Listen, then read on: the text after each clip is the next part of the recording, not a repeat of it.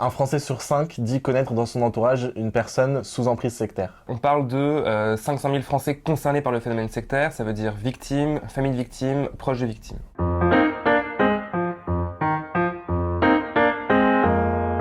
Ce qu'on a voulu montrer dans notre enquête, c'est les mutations du phénomène sectaire depuis les années 90. C'est-à-dire qu'à l'époque, on avait des grands groupes structurés autour d'un gourou autoritaire, comme l'Ordre du Temple solaire par exemple. On a vu que la crise du Covid avait été un accélérateur du phénomène sectaire en France, que le discours sectaire s'est diffusé. Aujourd'hui, on est sur un phénomène sectaire beaucoup plus fragmenté, avec beaucoup plus de mouvements de petite taille. Les pouvoirs publics en recensent 500.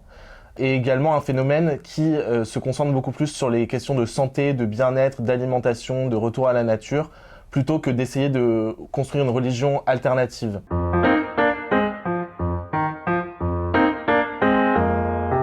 Toute tendance politique est perméable à l'entrisme de mouvements à tendance sectaire. On a eu un gouvernement libéral qui a mis au ministère de la Culture une femme proche de l'anthroposophie. Avant d'être la première ministre de la Culture du quinquennat Macron, Françoise Nyssen a monté une école privée, le Domaine du possible, à Arles, en s'inspirant très largement de la méthode Steiner-Waldorf. Par exemple, l'autisme est présenté comme un virus venu d'une autre planète. L'école a réussi à décrocher un contrat avec l'État, donc c'est désormais une école sous contrat, grâce au réseau politique de Françoise Nyssen. Et malgré ça, elle a prétendu pendant des années n'avoir aucun lien avec l'anthroposophie.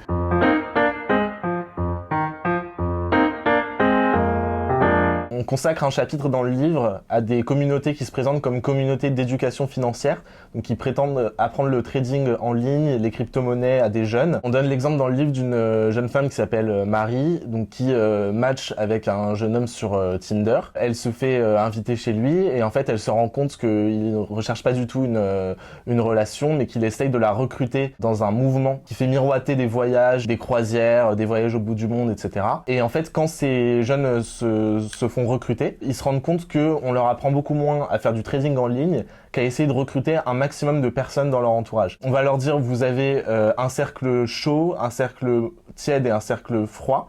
Donc en fonction de la proximité des personnes dans leur entourage. Et on va leur dire en fonction du cercle, vous allez aller recruter sur Instagram, sur Messenger, voire sur Tinder.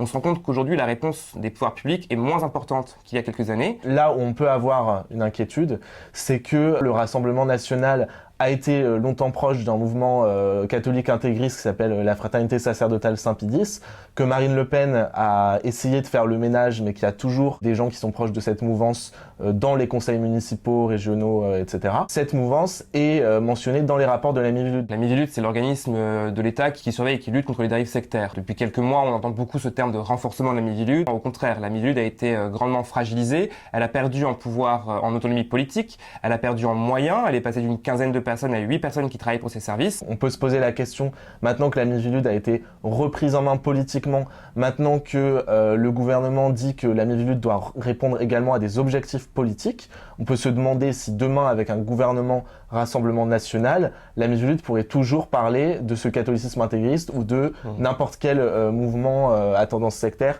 proche de l'extrême droite.